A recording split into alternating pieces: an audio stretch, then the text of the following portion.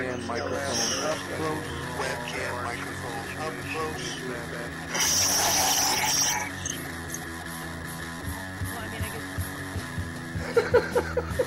At the age of 19 in 1962, she was a... But I have the files. I read this stuff at the National Archives, and I read these other things. I said to myself, how can that be possible? The brain, days and the fondle slap of choice, I don't know when that was, the internet, professional wrestlers, and not just Ventura style. It doesn't matter where the information comes from, as long as it's real. It's hard to get real information, because seriously, they don't want you to just raise two together whenever I try to prove out.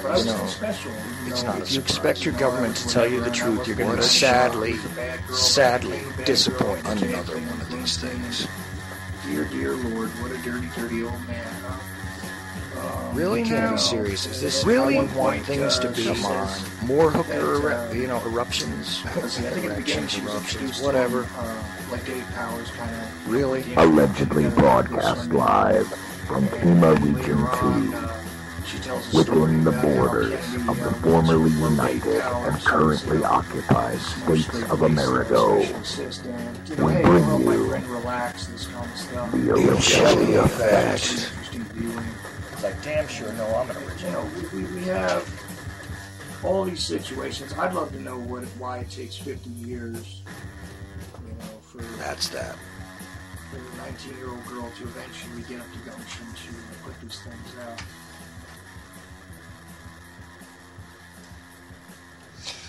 And that is certainly that. On the third day of February 2015, it is the Ochelli Effect, as that obnoxious bumper tells you. I'm your host, Chuck Ochelli.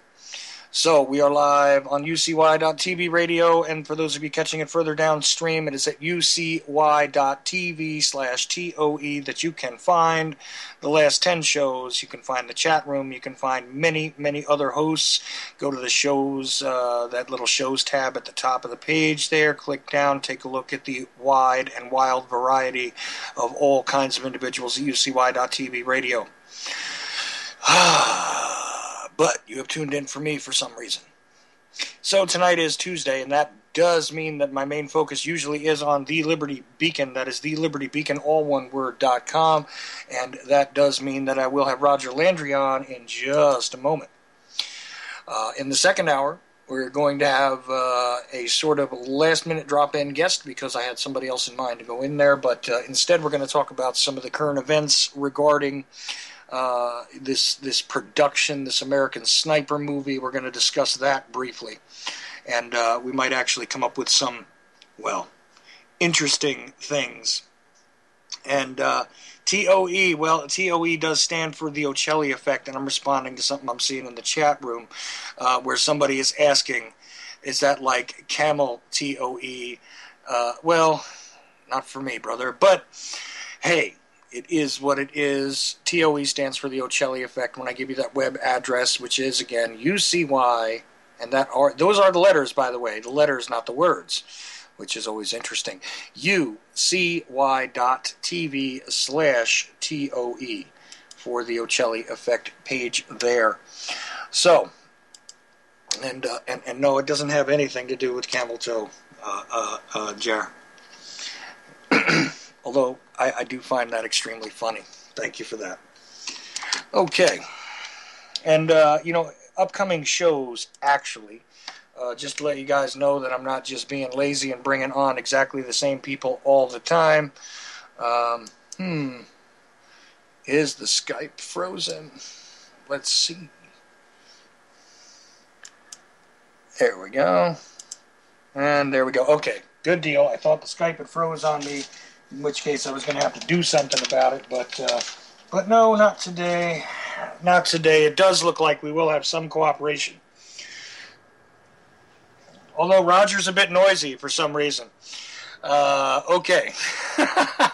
It's going to be one thing or another tonight, I promise you. I have nothing on in the background I usually don't. Everything's the same. No, and that's the funny thing, Roger. Usually you're not noisy at all, and today there's just some noise. You know, what can I actually say anymore, Roger? I mean, I think sometimes the attempts to monitor us and to and to cause us issues one way or another through electronic jamming of one type or another always add to the mix and create production problems. So, yeah, it sounds almost like you're at the beach, Roger. Wow. Well, hold on. I do have a heating system here. Let me turn the fan down. I'll be right back. Oh, okay. I'm sorry. We are live, obviously, people, so this is what you get. And never before has Roger ever made this kind of noise coming in. I mean, he had a microphone at one point that couldn't handle the high velocity nature of his own vocal prowess, as it were. And, when he got a little bit intense, is that any better? That is a lot better, actually, Roger. That's weird. I don't understand because I can't even hear that fan going. God knows. Like I said, the nature of electronic jamming and stuff like that and monitoring, I think, causes all sorts of leaching from the quality that could be had in broadcasts. You know what I mean? So before I got interrupted by what it sounded like the ocean, and I wanted to give you a proper introduction, and I will do that, so just bear with me a moment while I tell people that I haven't been entirely lazy about my show. Carmine Savastino will be on Thursday. Suzanne Pozel coming on the 7th. Bill Muckler will be on the 12th. And I know you're familiar with Bill Muckler. I'm familiar with Bill and Susan and just about everybody you mentioned. Well, interesting how we all seem to run in the same circles when we're not. Susan is a contributor for the Liberty Beacon Project. Sure is. OccupyCorporatism.com. We know who she is. TheUSIndependent.com. She's a monthly guest on my show. Unlike you, who's a weekly guest on my show. Yeah, it doesn't matter. I'm not in a competition. As a matter of fact, there's probably people out there going, him again? Yeah, well, you know what, though? I cannot tell you how grateful I am that you are on so often with me, because there has never, ever been a time, no matter what shape you're in, no matter what shape I'm in, that we haven't given the audience something new to consider, that we haven't given them something really great to look at, that we haven't given them some incredible information. And that is what you are all about at thelibertybeacon.com. You can check out that site directly and all of the partnered sites out there with the Liberty Beacon as well. And hopefully in the next 2 weeks or so, we'll be having some news about that radio network. Things are moving forward, although you wouldn't know it necessarily from what's been out there in the public, but that is coming, just so everybody knows. And coming very soon, actually, we'll have some discussion about the project out in Colorado, I think, and a few other things. So everybody stay tuned. There's a lot of stuff coming up from the Liberty Beacon. Okay, so now, as I was saying, Roger Landry, who is, like I said, one of those guests that I'm extremely grateful to have on all the time, and somebody that I'm very, very proud to call my friend, because we do run in the same sort of circles, Roger, but we don't actually run in circles, do we? No, we don't. There you go, and let everybody sort that out. That's one of those, double negative things that I tell people, and they shake their heads for a little bit until they think about it, and then they understand it later. And yeah, that's just sort of the crazy way I communicate. What can I say? I don't mind being crazy, because what they tell me is normal is not normal in my mind, Roger. And definitely the situation we're confronted with on a daily basis in our current state of society, as it were, is not what I would consider normal. And that leads exactly into the topic tonight, unless you want to discuss something else first. Nope. I do, but not at the beginning. At the end. All right. Excellent. So I'm going to give everybody the title of the article, and then I'm going to actually, if all things are equal and cooperate with me, I'll drop the link in the chat for everybody. But the title of the article is the international dilution of the American culture the final blow to the middle class? Well, anybody who knows anything about my show knows this is one of my favorite topics, that we have been set up to fail as individuals in this society, on this part of the globe, and it has been absolutely done by design to siphon away everything from those that could even achieve the smallest monicum of success in their lives regarding their finances, their security, and taking care of their families. So you know very well that I'm extremely happy to hammer this topic home often. All right. As am I. And as are you. I was just speaking for myself, Roger, because I know this article is going to do a very good job of speaking for your position. So, just wanted to get it out of the way, and there it is. All right. You want me to jump into this? Absolutely, sir. All right. Again, the title is The Intentional Dilution of the American Culture, the Final Blow to the Middle Class. And again, Chuck, I'll have plenty to say after we get through this. What I will tell everybody up front is that this is not a referenced article. This is a personal feeling. This is a rant. This is what I see. And again, everybody needs to remember, I'm 60 years old. I'm 3 generations old. I have seen a monumental shift in America over the last 3 generations. So let's talk about that a little bit, okay? Again, this is a personal commentary, or basically a rant, by Roger Landry, TLB. What will it take for Americans to wake up to what is going on right under our noses? What are we not being told, or told the truth about? We were promised the fundamental transformation of America, and this is about the only promise the current occupant of the White House has kept. And he has kept his promise in spades. Except it is nothing good for we the people, and is facilitating the downfall of America as we know it. Gone are the glory days of the world's most powerful and influential middle class. Gone are the days when America could boast the best and most advanced medical health care system on the planet. Gone are the days of American innovation and technological superiority that kept the world in awe. Gone are the days when this country, through our unparalleled work ethic, could outproduce any nation on this planet with relative ease. Gone are the days when America was seen by the people of the world as a safe haven of freedom, liberty, and prosperity. Camelot, the shining castle on the hill. Gone are the days when America was looked to for protection from tyranny. Gone are the days. Today we live in a nation that is broke beyond understanding, with a debt load weight that will bend the backs of our children and their children for generations to come.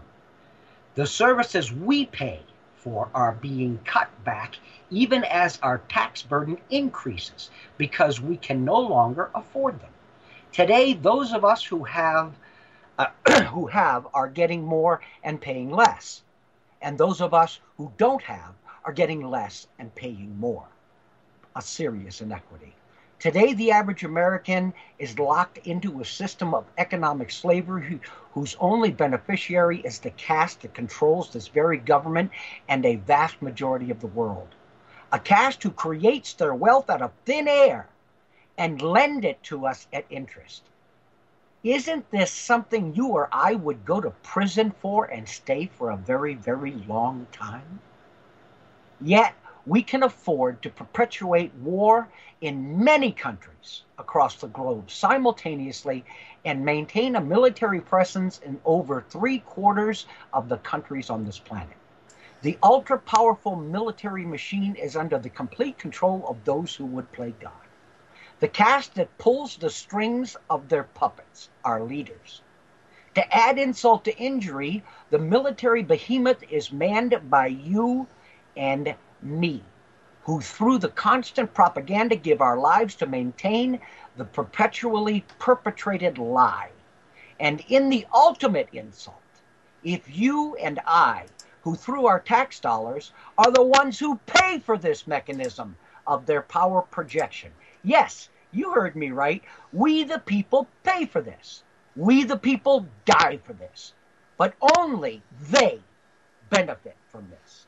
And as of late, utilize it at their discretion without our permission or knowledge. The fundamental... Go ahead, Chuck. Well, 1 second, Roger, and I want to say this, and I want to qualify this once again, because I say this all the time on my show, and people yell at me for it. I really don't care.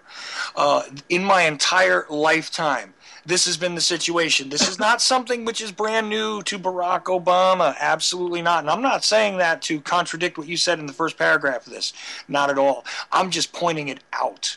Okay, that the people that want to complain that we have these problems since the turn of the most recent century are out of their minds. Okay, you have to remember that Dr. Martin Luther King was speaking about the spiritual death of this nation. Okay, in 1968, just before he caught a bullet. All right, he was talking about the Vietnam War and how we were able to do that, but we were not able to take care of our own citizens. That is what the real problem was. That is what really made him dangerous. Let us remember that this is not a new situation. Okay, Well, this is something which has been perpetuated for a very long time. In the 1800s, we went into the Ivory Coast. Mm-hmm. In the late 1800s, we took out the Great White Fleet and decimated the Spanish Empire on a false flag event called the Maine. No, This is not a new issue. But, and again, this was my post-reading conversation that you've already jumped into. But the truth be told, it has been exacerbated on many levels. It is much, much more predominant today since the year 2000 because our activity is global. We're talking about a military, U.S. military presence in 170 out of less than 200 countries on the planet. Right. So, again, would you like me to continue? Oh, No, I definitely want you to continue, but I just felt the need to speak up and throw that in there because it's just absolutely necessary for people to understand that this is not a new thing, that it has gotten ramped up because of the global nature of things, because of the greater amount of communication, the increase in technology, the fact that we're dealing in a petroleum age. All of these things have increased the speed of this particular monster. But the monster was not born in the year 2000. It was not born even post 9/11. This monster was fed by 9/11 and was fed and grown up and given steroids after the turn of this most recent century. But this monster has been there for a very long time. That is the only point that I wanted to make sure I made. So I'm sorry. Please go on. I've made that point several times in the past and intended on making it again today. But as usual, you and I think on a parallel track, so you jumped right in there with very pertinent information. It's always appreciated, Chuck. All right. As I said, sorry to interrupt you, but I just felt the need to make sure that we put this in perspective right away. So, all right, please go on. Okay. The fundamental transformation of America is almost complete, but not quite, because we are Americans, stubborn, not easily defeated or discouraged, and we still hold our middle-class mindset that we, that we are great and proud, with the innate ability to overcome any adversary. So another mechanism must be brought into the war being perpetrated against us. The dilution of the American population. A perpetual invasion from the South of millions of people not of our mindset.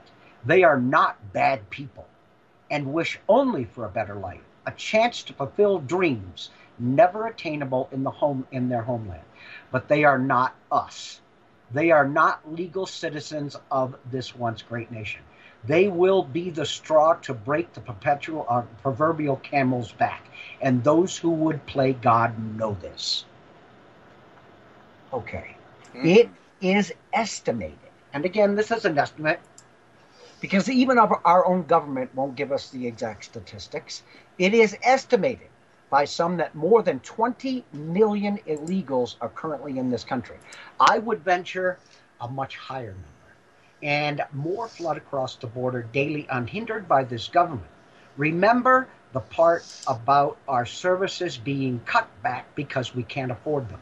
How many illegals do you think your tax dollars are supporting? Millions of Americans go hungry, live on the street homeless, or die because they lack the health care to keep them alive.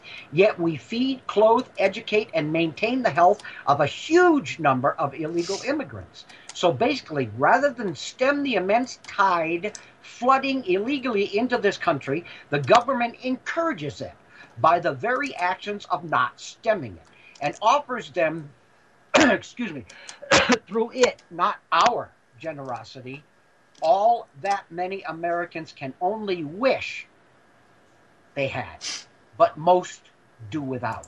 So please tell me again, how is this not intentional? A mechanism to dilute the financial, mental, and cultural strengths of America. Now, let me qualify something. I am not anti-Hispanic. I am not anti-immigrant at all. I do understand this country was built on immigration. But for anybody who thinks that I am anti-Hispanic, my wife, children, grandchildren, they're all Hispanic. So don't dare throw that in my face. I am anti-illegal and pro-American first, a concept those we elect to serve and protect us seem to have forgotten, or those excuse me, who they really serve have instructed them to ignore. It has been said many times that in order to fully facilitate the New World Order, America, thus the powerful middle class, must be brought to its knees first. You are getting the first-hand glimpse of their playbook, my friends, and our defensive strategy is what? You want references for my ranting? Okay, I'll offer them. Please read, there are 2 articles attached. Please go to those links, paying special attention to the timeline in the first one and the fully, fully comprehend that this is ample proof that this plan has been a long time in the process. There are just 2 examples I can offer, many more. Then you decide. If those of you who voted twice for the fundamental transformation of America are content with it, I am not, and I am pissed off. The title of the 2 articles are Government Hiring Escorts for 65,000 Unaccompanied Illegal Alien Children. The second article, Plan to House Immigrant Teens Prompts a Backlash in Virginia Town. Again, I need everybody to understand, I am a patriot by my definition. I'm not a patriot to my government. I'm a patriot to my nation and everything it stands for. I am not anti-illegal, anti-immigrant. I know for a fact and have written, actually we did an article I wrote on this show called Coming to America, where I explained that had it not been for an influx of immigrants, this great country never would have been built. But what I am anti is the ability of someone to walk across the border and automatically receive benefits that citizens within this country who were born here, who have lived here, who have paid for services, who have paid taxes at some point in their life, and now they're on the streets. Now they can't afford health care. Now they can't, but yet these people are literally, escorted across the border and given a place to live, a monthly income, medical, education. Stop and think about this, my friends. We have heard over the last year about the immense amount of homeless people starving in the streets. I have given you articles on towns in Florida and other states that have made it illegal to feed the homeless. But yet, if you are an illegal and you cross that border, everything you need in life will be provided to you on your and my dime. You and I are paying the taxes to support, and I would blatantly say this, well over 20 million illegals in this country. They're not bad people. But if somebody comes up to you and you've just crossed the border and you don't have a place to live, and you don't know where your next meal's coming from, and you don't know how your kids are going to get to school, and the government hands it to you, would you take it? Of course you would. I am not anti-immigrant. I am not anti-Hispanic. I am anti a government who realizes that one of the quickest ways, other than our economic ruination, to dilute the middle class and bring it down to a level that is, and here's something I want you to jump in on when I'm done, Chuck. Bring it down to a level of subsistence that pretty much mirrors the rest of the world. One of the easiest ways to do it is to bring in millions of illegal citizens who need that support. It is, you take an average, okay, for a population. All of the people, how much do they make, divided by the number of people, and you've got the average income. What we have done is knock the average income of this country down by a huge margin.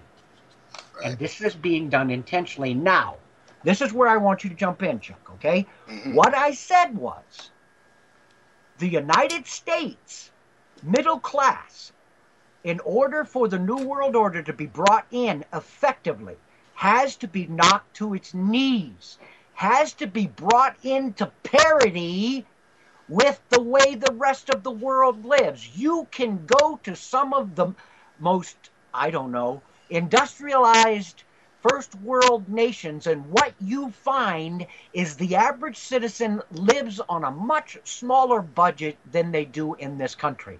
They know how to budget. They know how to stretch their money. Go to England, if you don't believe me. I have. Go to Scotland. I have. Go to Germany. I have. Go to Italy. I have. The idea of the New World Order is that we need to be brought into parity because we are still that beacon on the hill. We are still a place where the average world or global citizen can come and raise their standard of living. This has to be stopped. And two of the most effective mechanisms for stopping that, for lowering the average income of the middle class in this country, or actually destroying the middle class, are to push all of the industry offshore and bring our wages down. And number two, dilute the population with millions of people who need to be supported by your and my tax dollars. If you're doing them both simultaneously, what you are seeing is a constant and severe erosion of the middle class in this country. If you think I exaggerate any of this, take a look at the mean income in this country in the year 2000. Take a look at the mean income in this country today and adjust it for inflation and find out just how much I'm not bullshitting. Well, there is a serious point right there, and for those who don't quite understand this, let's take this a little step further, okay, and break it down to the most simple elements. Here's another problem. Besides, let's leave the welfare state alone. We understand how that works to siphon away that portion of things, but let's leave all those services alone. And I can't stand it when people say, well, they're trying to create a class of voters.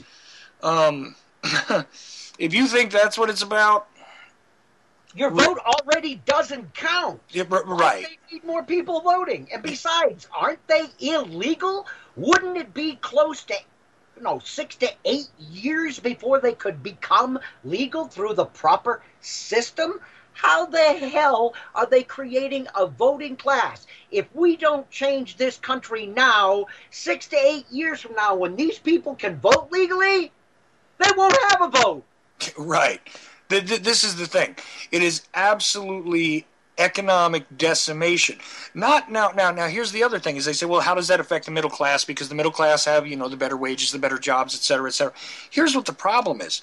The bridge from the lower or poorer class to the middle class is now a whole lot longer. Okay? a lot of the very low-wage jobs, which we do have all over this country, people that are being paid $8, which is still a ridiculous wage for the minimum wage, okay? This by law, and companies that pay the smallest amount that they possibly can for labor, et cetera, right? Well, here's the thing. They now have an off-the-books method to turn around and hire people for even less. Yes, I'm aware of this. So Please go on. So what happens is you automatically take away the legitimate possibilities of jobs. You create a lower expectation for competition among those lower jobs. You take away the rungs from the ladder. There's no way to climb up. This is what's happened because you have all these guys who can do a lot of these, let's say, menial jobs or whatever. They will do it for less. They'll do it for a whole lot less money. And I'm not even bringing up the whole welfare state issue. Let's leave it out of it. Let's talk about somebody who comes here and is allowed to come here and is just simply, not even bothered to arrest them. I'll tell you something I know for a fact. Even the southern states where they think these things are a lot harder, I've heard countless stories now from people firsthand who tell me that, okay, if you turn around and you get stopped, for a traffic incident or whatever, or you've broken a law by running a red light or whatever else, you wind up with a ticket, you go to court. Okay. Illegal aliens who have no driver's licenses, and don't even give me the crap about how illegal aliens don't use that term because they're people. Look, I know they're people. Oh, they're issuing in Los Angeles. They're issuing millions of driver's licenses right now to illegal aliens. But forget even giving them a driver's license, Roger. Let's just assume that there are places where they don't do that. Okay, I'm talking about the South. There are. There are places where they do it. There are places where they don't. Let's leave that aside for a moment, just to get back to what I'm talking about. So you're talking about a state where if you don't have a birth certificate, if you don't have a social security number, if you don't have this XYZ, you cannot possibly go get yourself even an identification card in some states, okay? Matter of fact, I went to go try and get one myself, and unless I could prove with beyond a shadow of a doubt exactly what the middle initial in my previous ID stood for, they would not issue me one in the state of North Carolina. Okay? And yes, I do have a state-issued ID card. Sorry to disappoint some of you out there, but I do. I require it, okay, for personal reasons. Now, getting on with the story, if you're an illegal alien who happens to, and I don't care about if you have a problem with me using that term, deal with it.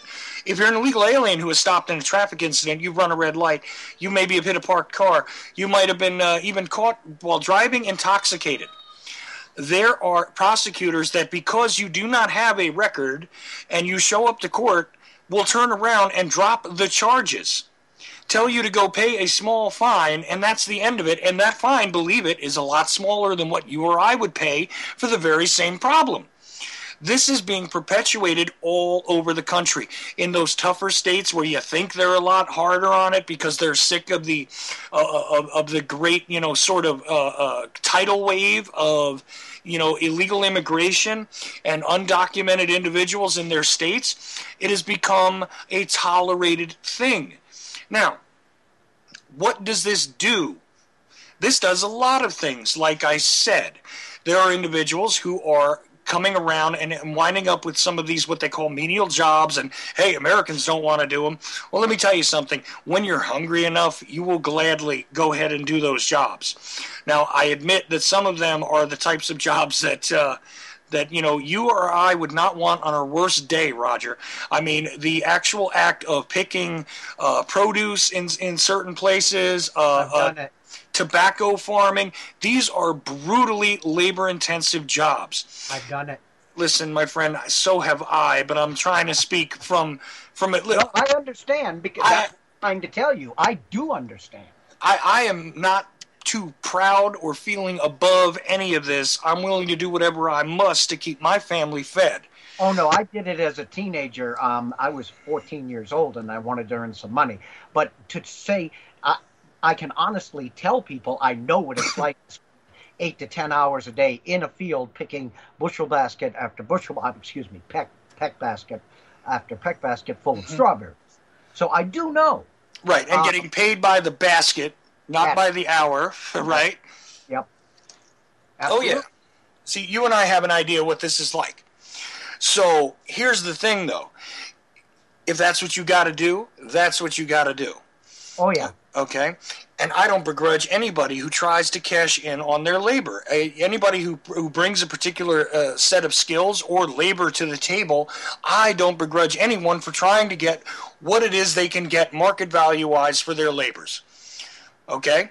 So let's make that very clear. I don't sit and begrudge an illegal immigrant from turning around and trying to earn their way. Absolutely not. My problem is that this has been allowed to go on, not only through the court systems, being rather lackadaisical about it, but even through policy decisions, sort of certain unwritten policy decisions in the ICE division at this point, right? Where we're seeing this stuff being allowed. We're seeing, as you mentioned, the actual escort of individuals into different parts of this country from other places. You think that stuff doesn't cost money? It costs man hours. It costs travel expenses. Even though the price of oil is down at the moment, this has cost us a lot.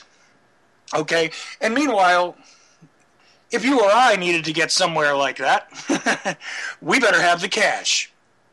You know what I'm saying? Do I know what you're saying? Yep. I would. Are you there, Chuck? Oh, absolutely. But what this does is it creates a pressure. And the pressure is that giant sucking sound, okay? And yes, I know that that's going to sound like a sub-reference to the stuff that Ross Perot was talking about. He wasn't completely out of his mind, by the way. Remember that. When he was talking about the damages... When he was talking about the damages from the international agreements and the fact that free trade was going to be, encouraged, allowed, and everything else, Perot was not completely out of his mind, although not exactly the most stable character ever. But anybody who's successful in business, I figure, has some sort of personality disorder. But that's just my commentary. Okay. Here's the thing. All of that pressure on the lower part of the economic scale, what that does is it stretches that ladder. It causes the inability for someone to actually climb out of the poorer classes into the middle class, which is also shrinking, because people who are on the lower part of that middle class scale are also getting pulled downwards. Everything is being pulled downwards by the weight of the individuals who are on the bottom. So envision that in your mind. That is what is going on. That is what the problem is. And the more that this is being allowed to happen, the less likely it is that any of us can change our station in life.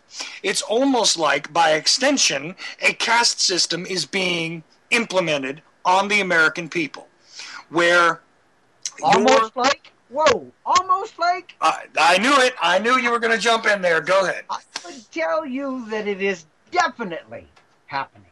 It is a caste system that has existed throughout the world for time, I don't know, forever.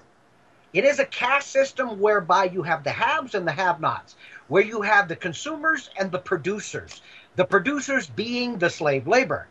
Anybody who pulls back when I use the term slave labor, you better look it up, because the probably one of the largest castes of slavery as related to labor on this planet now exists in this country. All right? But let's focus down on this. We've got a caste system that has existed across this planet for millennia. And all of a sudden, this nation pops up that has a totally different idea. Hell with the caste system. We're all going to be sovereigns, each and every one of us. Mm-hmm. No man is better than me. I look up to no man. I look down to no man. And I have a saying I like to put out all the time. Never look down on anybody unless you're extending a hand to help them up. So we have this caste system around the world, and all of a sudden America pops up. And America absolutely destroys the caste system. It makes no place for it, no room for it. Mm-hmm. If you go to these countries, and I spent 28 years traveling out of this country 80% of every year. If you go to these countries, you understand by watching them that the average person in the street recognizes the upper class individual, recognizes the government individuals. They don't have to know who they are. You can just look at them and see they don't belong in your caste. They have lived this way for time immemorial. It has been beaten into them, so they don't have to be modified. But in America, for the last 2.5 centuries plus, We have lived under the concept, who the hell are you to tell me what to do? Okay? And we cannot be tolerated, because as long as we sit here with a middle class of still to this day of this much power and this much political strength, if we ever focus it, we are a threat to those who wish to control the world. And it has been said many times, Google it, in order to facilitate the New World Order, the American middle class must be destroyed. Obamacare, illegal aliens, perpetual warfare, constant increasing of the debt ceiling. All of these things have been focused within the last 15 years to bring us, the middle class of America, to parity with the rest of the world. And the only way to do that is to enhance the caste system you brought up, Chuck. Well, that's exactly the point, isn't it?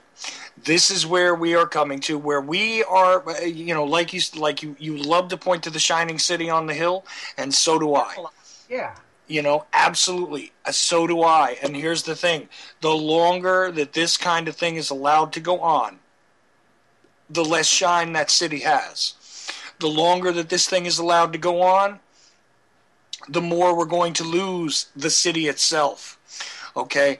It is now becoming a greater distance between those who can stand at the bottom of that hill and look up at it, okay, and those who actually participate in it. The distance is stretching, the economic system is stretching, everything is stretching as your debt is increasing, as your debt slavery is increasing, and this is the end game. At the end of the day, there's going to be us and them is, just like George Carlin loved to point out, hey, it's a big club and you ain't in it. Okay? Believe it. Anybody who is listening to us at this point in time, you ain't in it. And nor is anybody you know. We're talking about such a small percentage of individuals that will be the haves at the end of this cycle.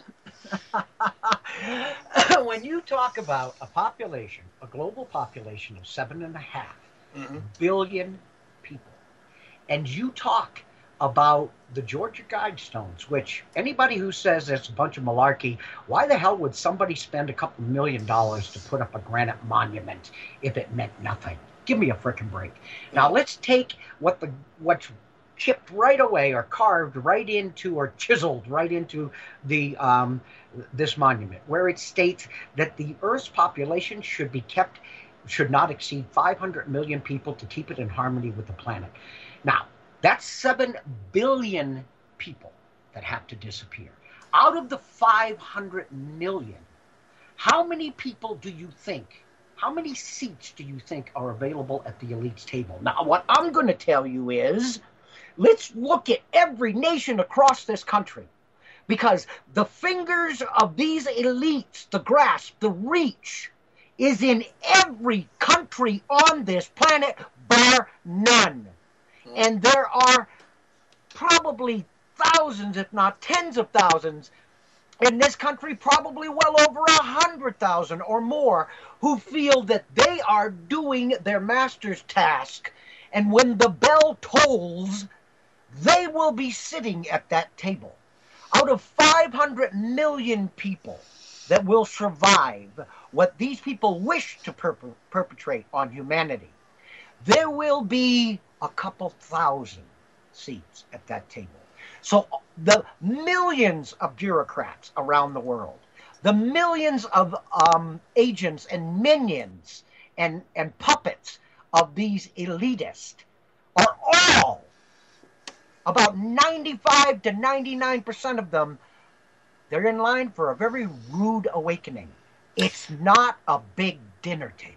No, it is not. And I'll tell you something. I think you're being too generous with the amount of seats at that table, Roger.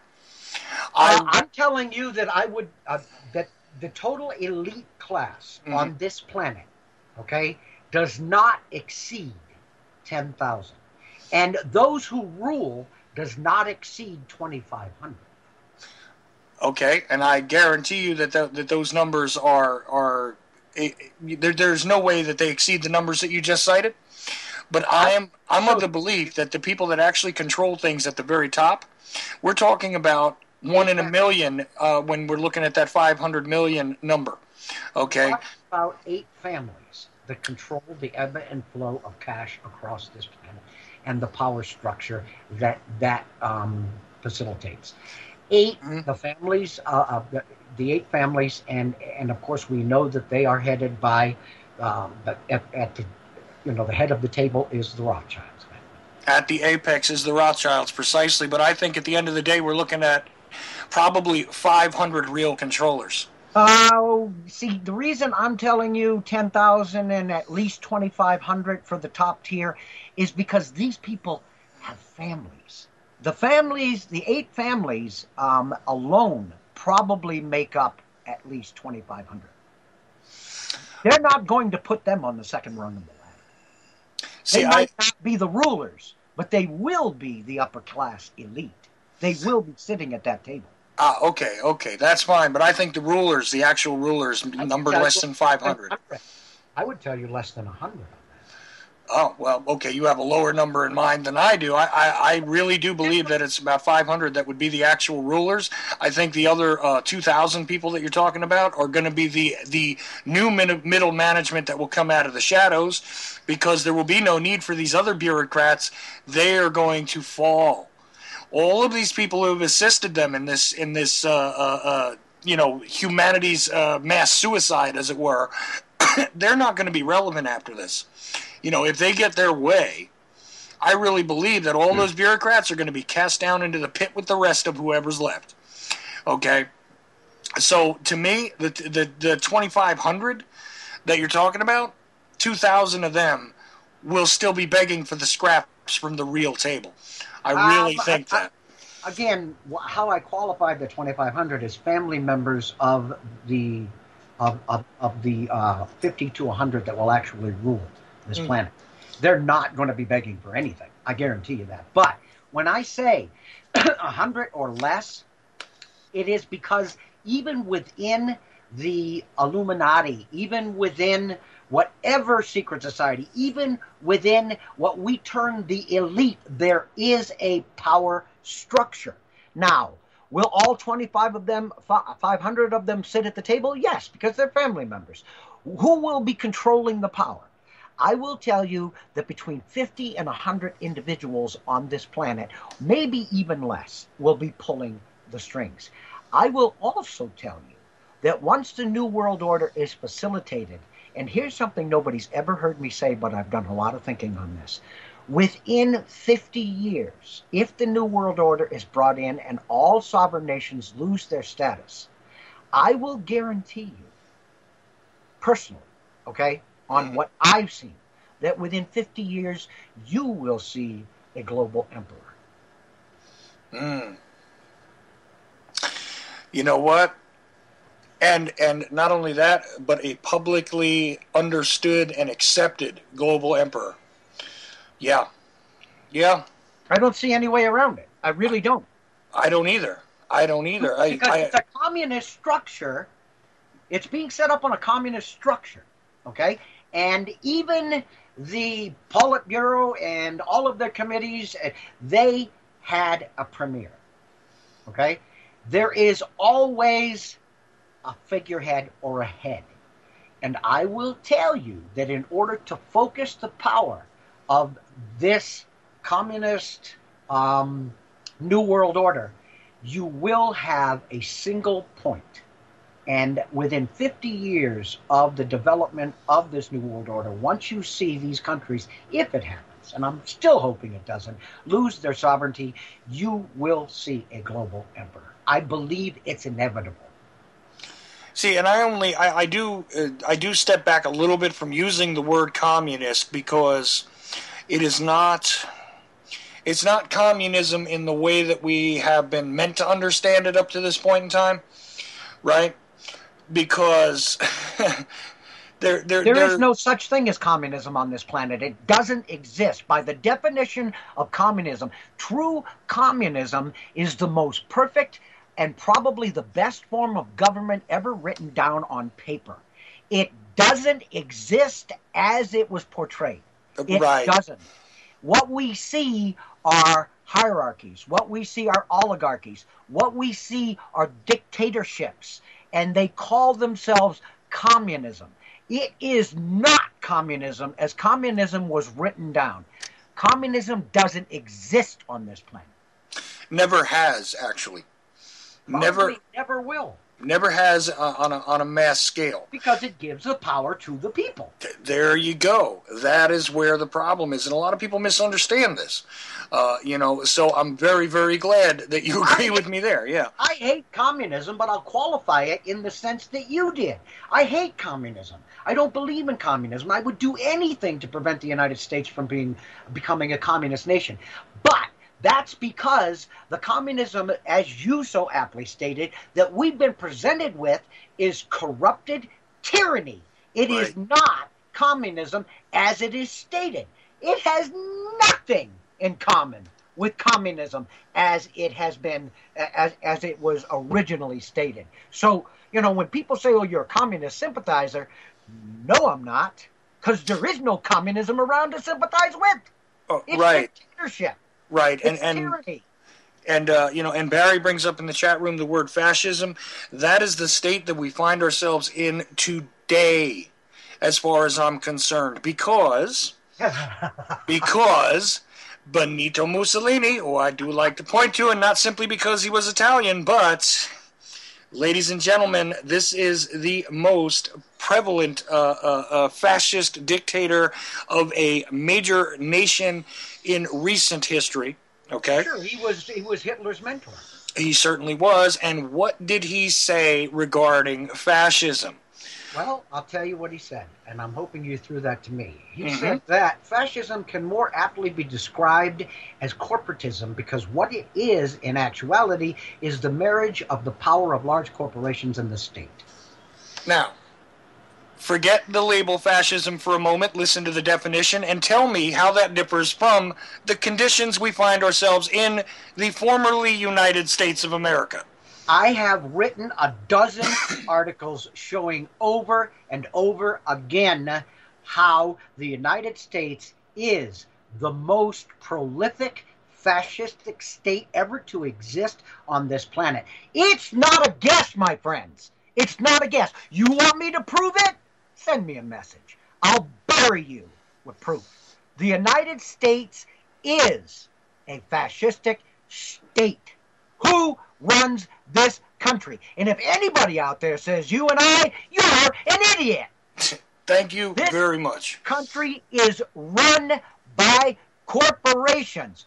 What did Mussolini say? Now let me ask you a question.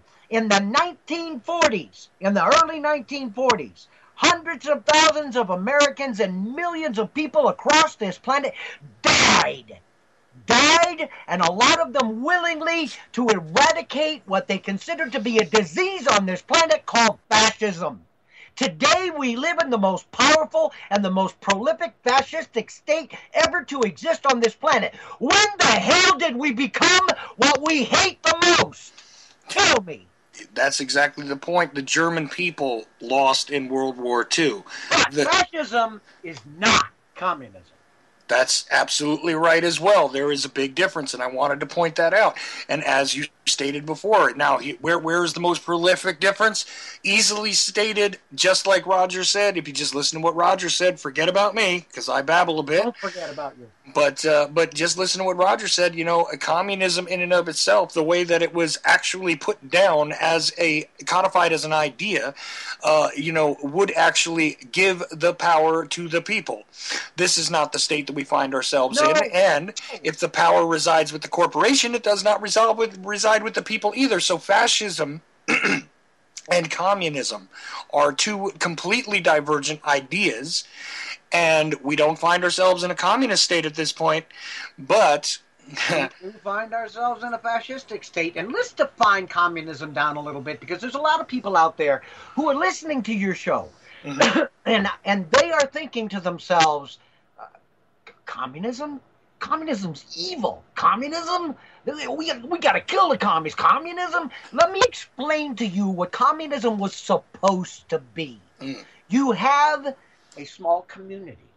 Within that community, things are done for the welfare of the community. That is controlled by a board, okay, a committee, which is picked by the local people, okay? Mm-hmm. These people take what they need to live, and the rest of it goes to the government. Now, you go up to the next level, which would be like our county level or our state level. You get certain people from each one of these districts to represent those districts in a committee that makes decisions for a larger community, say the state. And then the next level above that is you take someone, a leader from each one of those state level communities, and you bring it into a national committee. And then, so communism is based on the people having a voice in everything and everything being done for the people. It is the purest form of government ever devised because it, unlike anarchy, it is a form of government, but its sole purpose is not to benefit the government, it is to benefit the people. Mm-hmm. It has been seriously corrupted, seriously trashed over the years. What you people out there see as communism, you and I both hate. Right. But you're wrong. That, what you're seeing, isn't communism. Communism does not and never has existed on this planet. Right. The only thing that has been labeled as communism up to this point in our world history has been, basically the oligarchy tinged red. That is all you've seen. Okay. Which was controlled by the Zionists. Oh, did I really say that? You did. The revolution was funded by and instigated by the elite. And then when that got all done, okay, and the hierarchy was set up, these guys who originally set up the Soviet Union, these guys like Stalin, each and every one of them were controlled by the Zionists. Anybody who thinks that Russia is Zionist-free is an idiot! There you go. There you go. And Roger, we've actually just about run down on the hour. And, I like I said earlier, I did drop the link into the article that we covered mainly, but I'm telling you, you can find all of the stuff that we've discussed all at The Liberty Beacon. That is all one word, .com, The Liberty Beacon. Okay?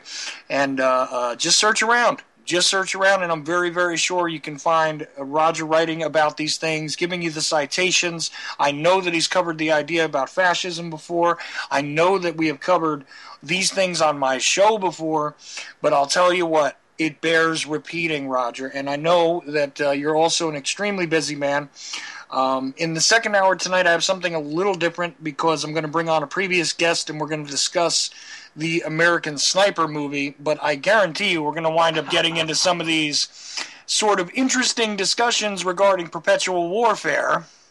Oh, yeah. And the nature of that as well. But this gentleman actually has personal knowledge on certain things, and I'm going to discuss the commentary that has been made and what Hollywood does with reality and things like that. So little bit of an odd sort of turn off, but it turn off from the road that we started on tonight. But Barry Prince might also join me in the second hour. We shall see. Okay. But the thing is, Roger, I really do appreciate your time, your efforts, and your friendship, overall. And we're going to have to get together off the air this week because we have a few things to discuss. Yes. And although things do take a little more time than we planned for them to take, it looks like we're going to be able to get some more interesting information and have some good announcements to come out with on my show very, very soon. So, Roger, I thank you so much. I don't know if there's any other place you want to point people to, or if there's Why? You're the Liberty Beacon media director. If you feel there's some place you want them to go, other than hell. Tell them to go, and obviously there'd be a few people I'd actually tell to go there, and I would start with the White House. Oh, did I actually say that? You did. And one other thing, I did have an odd question actually, and I haven't discussed this with you in a while. But the Middle East Rising website, how is that going? Right now, I'm struggling to get enough personnel involved in the actual construction of sites. That's not the only site we've agreed to set up. So we'll give you some more information on that over the next couple of weeks also. Oh, great, because that's something I'm really looking forward to. It's going to be a unique... Well, this is an entirely volunteer organization. So you can't get upset with people if they can't do things exactly when you want them done. So we are a malleable organization in the fact that when we can get things done, as soon as we can get them done, that's when we get them done. Exactly. Anyway, Roger, like I said before, I can't applaud your efforts enough or tell people to go to thelibertybeacon.com and check out everything that you can. All right, sir, you have a good night, and we will talk soon. All right, Chuck. Thank you, my friend. Thank you. Bye-bye. So, now moving forward into the second hour, Mr. Ford, are you with me? Yes, I am, Chuck. See, now I did not announce exactly who was coming on the air with me tonight. And once again, in the first hour, I had Roger Landry, which always provides us with some great commentary and some interesting ideas. And I'm always happy to work with them over there at the Liberty Beacon. And as Roger mentioned, I'm also been given the title of media director over there. And a lot of news will be coming up from there shortly. Now, for those of you who have caught my show before, you know who Frank Gregory Ford is. But in case you didn't hear the earlier broadcasts, okay, Frank Gregory Ford is the man who told us that, guess what, those WMDs that we all thought they were lying about? Yeah, they were actually there in Iraq. This is the man that talked to us about torture and the reality of that situation, not just with the CIA, but with the military groups. He is also the only individual to have ever survived being renditioned as a military intelligence operative in a theater of war, in a combat zone. Okay? Other people perhaps have been renditioned, but we never heard from them again.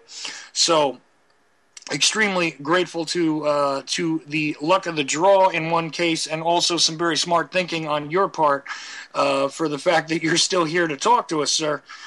And I'm extremely happy and proud to have you on with me. How are you doing tonight?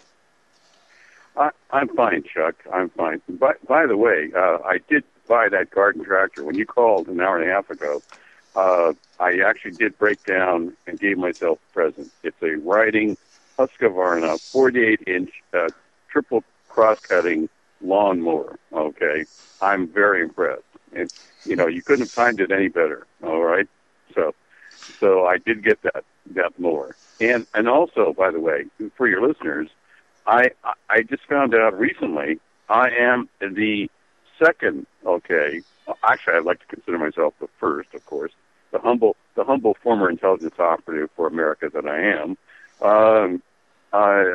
Somebody named Abdel Belhaj, okay, Belhaj, all right? You might want to write that name down. You're going to be hearing from Abdel Belhaj, okay? Now, he is the other intelligence operative that was renditioned, and his story is even more amazing, all right, than mine. And I can't imagine that, but his story, it goes something like this. He was the CIA intelligence operative who was in charge of the insurrection army, okay, that was raised. He raised the army that overthrew Muammar Gaddafi in Libya. And our country was so grateful for what he did that they actually renditioned him, kidnapped him like they did me, okay, strapped him to a stretcher, tortured him on the stretcher. This all might sound familiar to your listeners. And so obviously the CIA is an equal opportunity torturer, okay? Oh, yes. And the department, right, okay? They'll even torture their own people, all right? So no problems there. And so anyway, he was abducted, renditioned, in a covert flight, and tortured. And he still couldn't figure out. I mean, 3 weeks later, he still couldn't figure out why they did this to him. And then he finds out that his family was also renditioned along with him. All right. So he is now in hiding, somewhere in Europe, and is only communicating through attorneys. And you can imagine he, like me, is as mad as a mashed cat. He has brought a horrendous lawsuit against the United States government. Like myself, and he is just waiting to tell his story. So, now I want to see if they try to pull the same thing with him that they tried to pull with me. Oh yeah, we did all these terrible things and bad things to you, but don't talk about it. Don't tell the American people. Don't tell the American people who we work for. By the way, and that's another thing for your listeners. I need to stress that. In all of this, the government thinks that the American people work for them. That isn't the case. And it's about time I push this now that we're coming up on these make-believe elections that we've got, to rumble and make noise. The government works for the American people, all right? The American people pay the taxes, and which means that they pay the salaries of government employees. That means the government answers to the people, not the other way around, not like the government would have you believe, or the Bush family would have you believe, all right? So, speaking of, go ahead. I'm sorry. No problem. Actually, it's kind of funny that you bring him up because this was another guy that I was trying to get in contact with. But as you pointed out, yeah, he's not talking to anybody except through attorneys right now. This is the reality. I don't know if you've gotten to personally speak to him, but I certainly can't at this time. I am told. That in the next couple of months he may be available. That's what I was told. Really? Yes. Well, my goodness. By all means, for your listeners, absolutely interview Mr. Abdel Belhaj. The story is about as fascinating as it can possibly be, and everybody will sit there with their jaws open. Not like mine. They're probably, most people are pretty bored hearing about my story, but Mr. Belhaj has an incredible story. And if you think that our government wasn't being run by madmen, all right, as in George W. Bush, Dick Cheney, and Donald Rumsfeld, think again, all right? And Karl Rove. Let's not forget Karl Rove, all right? Oh, Bush's brain, yeah. Karl Rove. Bush's brain. Yeah. Guys, sociopaths are us, okay? That's what I think about when I think of Karl Rove. The only person I've ever heard of who's been investigated continually since the time he was 21, all right?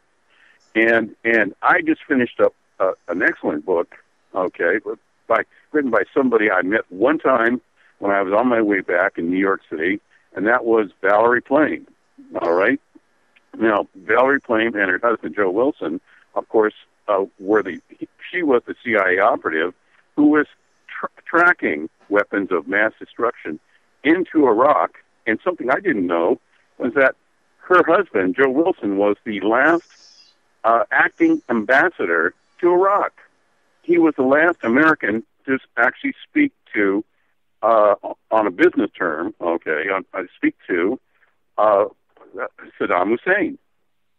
And because of that, because he knew what he was talking about, this is Joe Wilson, specifically said, we better figure out what we're doing here before we launch a war and go into Iraq. And as a result, of course, the Bush administration lashed out, like only they can do, and proceeded to attempt to destroy a CIA operative who was running approximately 1,200 operatives around the world. That was Valerie Plame under her Brewster Jennings nameplate, and then of course her husband, who stepped forward and said, "Look, Saddam Hussein does not have a capability of producing nuclear weapons. Now, I am attempting, this week I am attempting to contact them because there are a couple of reasons. First of all, the weapons of mass destruction that she was tracking, she was informed, this is Valerie Plame, was informed that those were Iraqi-produced weapons of mass destruction. Uh-oh, big question mark there that just comes to mind, as your listeners probably know, because I said all along the weapons of mass destruction that were in Iraq that were functional, that were killing thousands and thousands of people, as in Kurdistan, as in Iran, were not Iraqi-produced weapons of mass destruction. They were American-produced weapons of mass destruction and sold by the Carlyle Group, to Saddam Hussein. I've got a big picture of Dick Cheney shaking the hand of Saddam Hussein, everybody smiling and happy, and within hours, people were dying in Halabja in Kurdistan. And this was the VX style weapon. This was the chemical weapons. This wasn't even right. Nuclear triggers and things you had discovered as well when you were over there. But tonight, I do want to go over those details with you again on another show, because I think they bear repeating, and B, I just am completely fascinated by the total of your story, that I think we need to get it out there one more time and also discuss the lawsuit. But tonight I want to talk about a different book and a film now that's been made, because you have a little bit of knowledge about this, and that is the American Sniper film. Now, we all know basically this is the story of Chris Kyle, right? Who kind of came to prominence in a couple of different ways. He's been sort of pumped up in the media as one of the most prolific snipers and all of this other stuff. I'm not so sure about that claim, to be honest with you, because my understanding of that entire arm of military operations is that you're never going to get a real accurate count as to who is your most proficient killer in this realm. A lot of this stuff has been disappeared and has been denied and has been left, for the history books to sort of guess at. And of course the claims of this man, which he is now dead. But the claims of this man have been questioned and have been even a lawsuit with what do you call it, Jesse Ventura, right? There was that whole thing. I mean, you know about this stuff, right? I don't know about the lawsuit with Jesse Ventura, but what can you say about Jesse Ventura? He's always entertaining. He always comes up with some pretty good facts, and he has some pretty good reality shows. But one thing and you mentioned earlier that you thought that I had met Chris Kyle and known Chris Kyle. No, I did not know Chris Kyle. He came after me.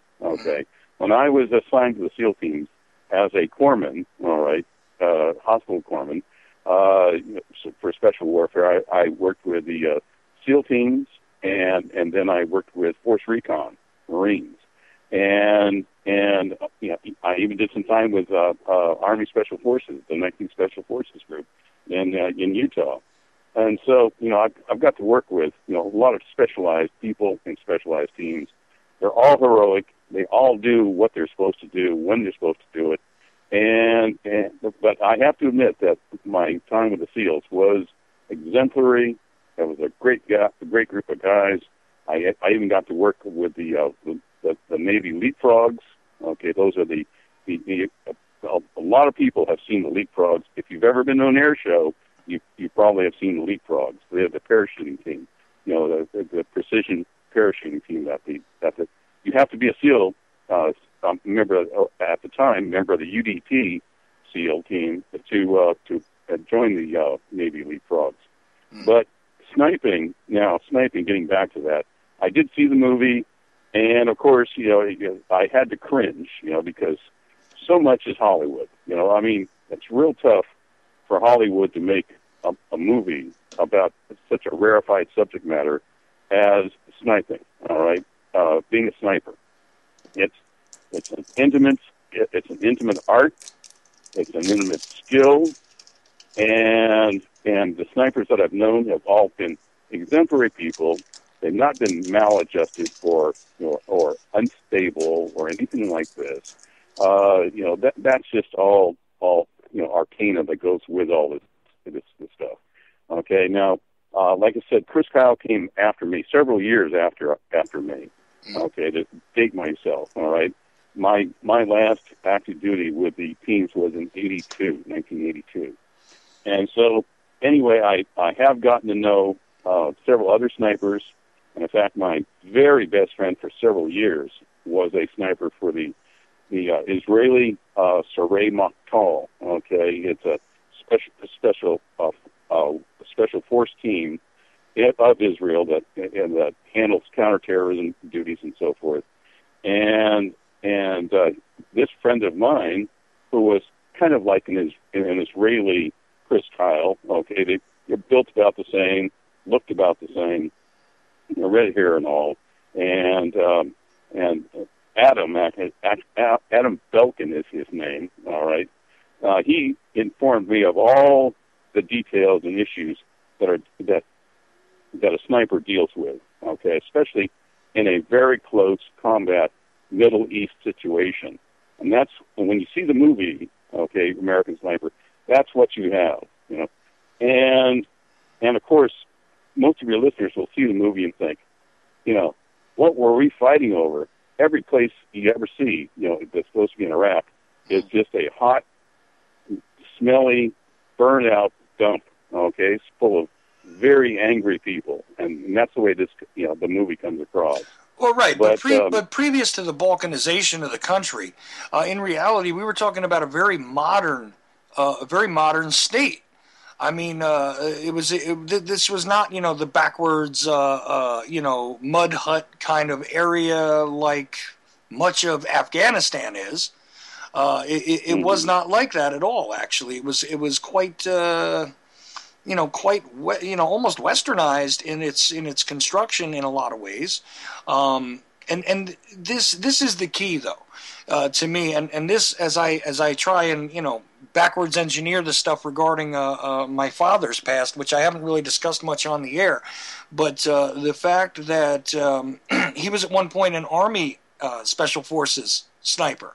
Okay, this I had to discover on my own, and the United States government shows no record of him even having military service at this point in time. Thank you very much. I know the feeling. Right. And we discussed that off the air some. But that is part of the reality, though, is that a lot of these guys wind up becoming extremely expendable, in general. But it is a very specialized and extrememely sort of a rare skill to be parts of these teams when it comes to this stuff, right? But the Chris Kyle situation, the reality that's presented in the movie, and I always try and stress this point, is that when Hollywood makes a movie, even if it is about a historical event, it should be always stated that it's loosely based on the realities that are presented there. And right away, Iraq was not in the condition, even after it was decimated by military action, was not in the condition that was portrayed in the movie even, right? Mm-hmm. That's correct. No, Iraq, like I said, and I've mentioned to your listeners many times, is that the Iraqis were pleasant.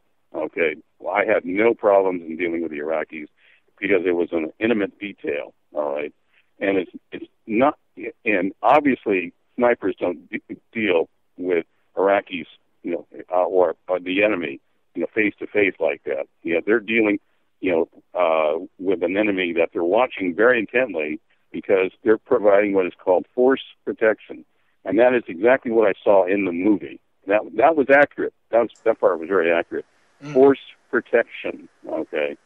Now, when I was there, to show you how dangerous this type of activity can be, okay, is when I was there in Iraq, we'd gotten word that one morning, and this happens, 7 Marine snipers, U.S. Marine Corps snipers, were dropped off to provide provide protection for a movement, a column of troops, and within an hour, they had been seen, being dropped off. And within an hour, virtually every single sniper was hunted down and killed. Okay. Mm-hmm. Yes, that did not show, that was not demonstrated in the movie. Okay. But another thing too that I did take exception, to is that snipers aren't snipers for just unknown reasons. Okay. They just don't happen to be shooting people in happenstance. Okay. They are trained. They are mentally screened long before they pull a trigger and shoot somebody. Okay, at 600 yards, 800 yards, whatever it is. Okay, they know exactly what they're doing. They expect it, and that was something that I haven't heard.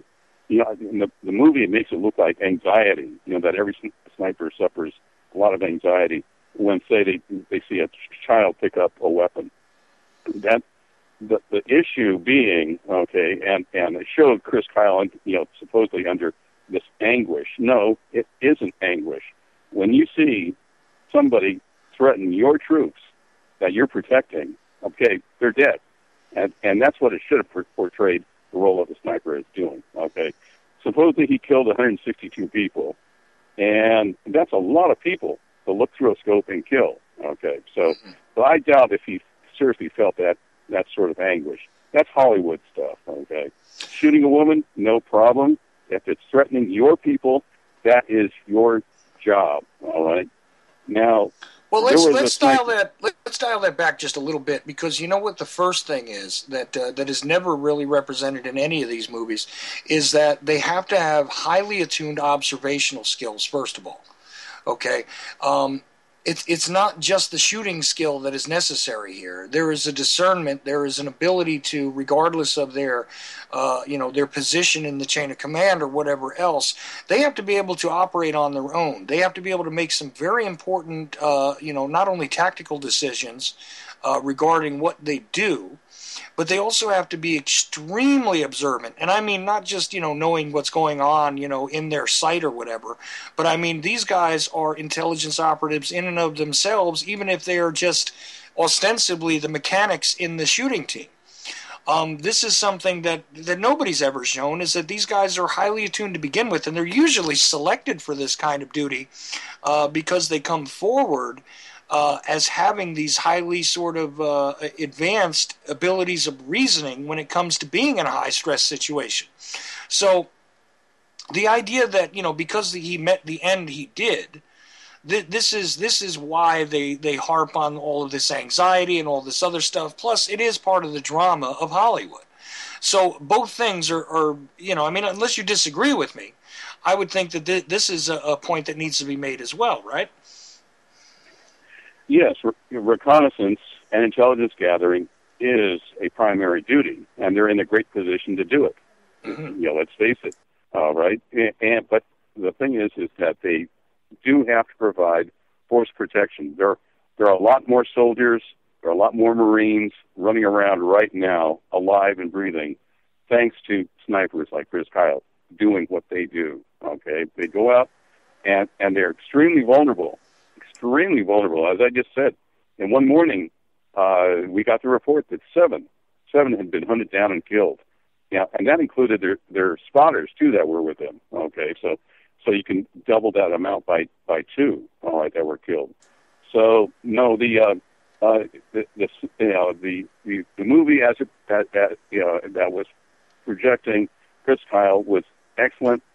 Because it gave honor to somebody who really deserved it. Okay, he did deserve every point that was made in the movie, and I'm glad it was done. And the fact that he was killed by somebody suffering PTSD, it was even more truly amazing. All right, and that I actually was moved to the point of almost tears in the end. When they showed the funeral for him. Okay. I understood exactly what had happened because I suffer from PTSD myself, and I understood exactly what could be triggered and how that could happen. So I liked the movie. I appreciated the movie for what it was. It was a good movie, very good movie, and it honored somebody who has did a wonderful job and sent a lot of boys home safely to their families and their loved ones. That's what I think was the best part about that movie. Well, and absolutely, and you get no argument from me. This is, I am torn in a way because I am extremely disgusted at the conduct of warfare. In my name, I am completely disgusted at a lot of the things that go on regarding the command structure in our military industrial complex. I am extremely disgusted by all of these things, but I absolutely do not begrudge the honor of any individual who goes in there with the idea that they're doing the right thing, with the idea that they are there to actually save lives and to prevent deaths from happening. It's not as though they are just lustful murderers, at least not at the beginning. When some people do wind up suffering from different mental ailments because of the stress of being involved in a battlefield, it does do something to them sometimes, and we have rather unfortunate situations. But on the very same hand, I would say that we do need to always keep in mind that the individuals that are out there doing this are not necessarily the people that we take issue with regarding, like I would have not preferred us to go into Iraq in the first place. There was, to me, that's a massive loss of life and the destruction of a society for no discernible, real, good purpose. Okay? That's the way I saw it then. That's the way I still see it now. But I don't blame the individuals who are on the ground that actually have to do this work. Okay? And I'm sure you can understand what I'm saying there, right? Absolutely. I completely agree with you. And that's a big question mark that comes to mind. I get this from a lot of people. They say, what did we accomplish in Iraq? All right? What did we accomplish? I mean, very clearly that is a question mark, and it is a question mark that has lingering effects as we are being drugged back into Iraq. All right? I mean, 12,000 people dead, 12,000 Americans dead. Okay? They say Washington plays games with numbers. They say, oh, it was 4,000 or 5,000 or 6,000. Afraid not. Those were the, and that's why I consider this so monstrous. Monstrous, all right, is this fact right here, is that if when I was there, okay, I saw this happen, all right, if you're on ground, if you're a soldier and you get shot and you die, okay, you fall onto the ground and die, okay, that is killed in action, Iraq, all right? But if you are shot, okay, and I actually saw a young man get shot in the hip, and he was surviving, he was okay, and then he was placed on a helicopter, a medevac, and flown out, and as that helicopter picked up, okay, the way I understand this happening, he died, all right? He was not classified as dying in Iraq, okay? That is the kind of monstrous stupidity that I could not believe that was happening, and that's why I've been determined, to pursue my lawsuit, all right, because of the behavior that I saw demonstrated by American forces, okay, and our American politicians. That should not have happened. That young man who was shot in the hip should not have happened, all right? Mm-hmm. And so, in terms of Chris Kyle, being the American sniper, hey, my heart goes out to his family, and I would thank him for it, today. Like I said, I worked with the SEALs. They were the best group of guys I've ever dealt with, ever worked with, and I'd like everybody to go see that movie. Okay, I recommend it highly.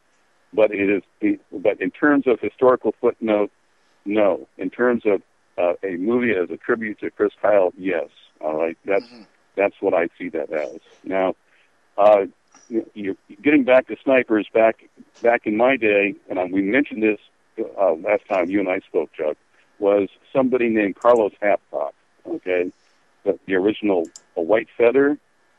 Okay, now he was he was one of the finest snipers in Vietnam, and he did hold the record, okay, for a number of kills until Chris Kyle. All right, that's why I'm bringing him up. Okay, and a lot of the Hollywood issues of counter snipers, two snipers shooting it out, go back to Carlos Hathcock, and I would love to see a movie based on Carlos Hathcock's life, The Famous White Feather. All those people that are my age and older, that remember Vietnam, we should remember and honor Carlos Hathcock, and there are a few other noted snipers. Quick footnote to Carlos Hathcock, though, just for everybody's clarification.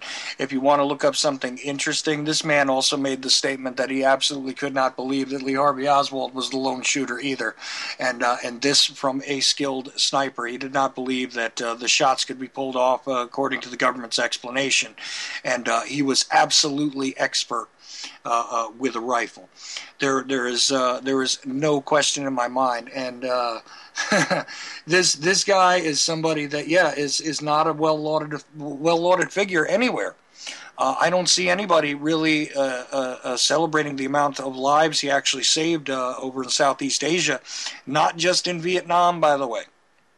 Okay, also in a couple of other countries over there. But, definitely I would express to my listeners that Carlos Hathcock is a guy you need to look up. So, sorry, I wanted to add that commentary there, Mr. Ford, and I really can't say that enough. And there's a guy who even I don't bring up enough when it comes to discussing Vietnam, and I discuss Vietnam fairly regularly on my show. So, but go ahead. Mm-hmm. Well, I was going to say a couple of snipers that go down in history that come to mind, and nobody thinks of them, is Mr. Rogers, Mr. Rogers' Neighborhood. Okay, be my friend. Okay. Yes, Fred Rogers. And Captain Kangaroo. So the fellow who played Captain Kangaroo. So they were snipers also, from what I understand, and very lethal.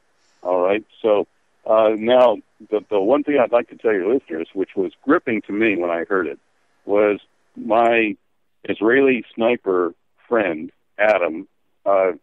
He had an episode that this was like in the end of the Chris Kyle movie, American Sniper, where it was super sniper against super sniper. Okay, it does happen. Strangely enough, that's what counter sniping is all about.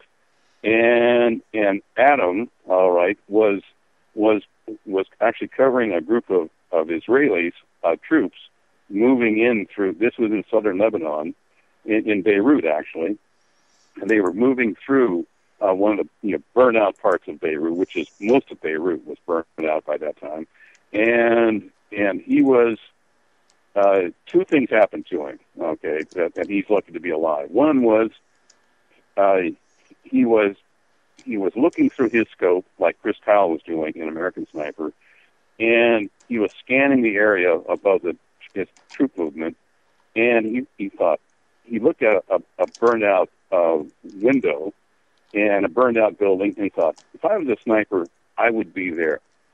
And as he said, he was watching through his scope, he saw the air waffle, like flutter, and and fortunately his instincts were split second.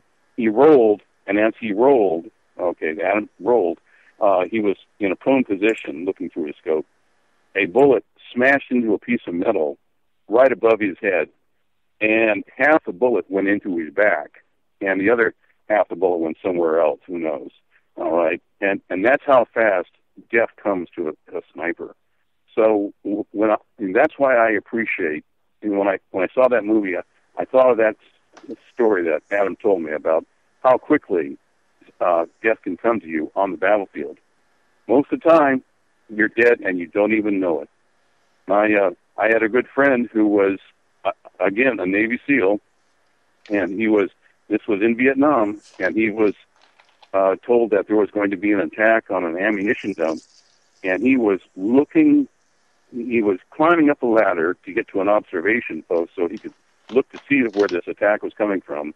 And as he's climbing up the ladder, he tilted his head down. He was about 40 feet above the ground. He tilted his head down to look forward, and he said that was the last thing he remembers. And he woke up 3 months later in a naval hospital in Long Beach, California.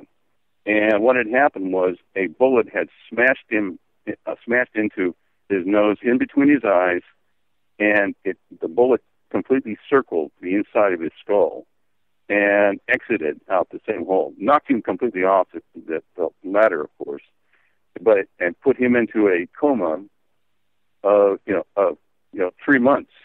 When he came to, he was in, like I say, in a naval hospital there in Long Beach. And the first thing I said was, "Well, did you see anything mystical? Did you see angels? Did you have any experience?" He said, "No."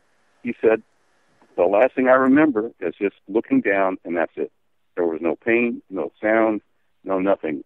And that's one thing that I want to emphasize with Chris Kyle when he was facing, this super sniper from Syria, I think they said he was in the movie, is that death comes to you in that profession, and most of the time you don't even know you're dead.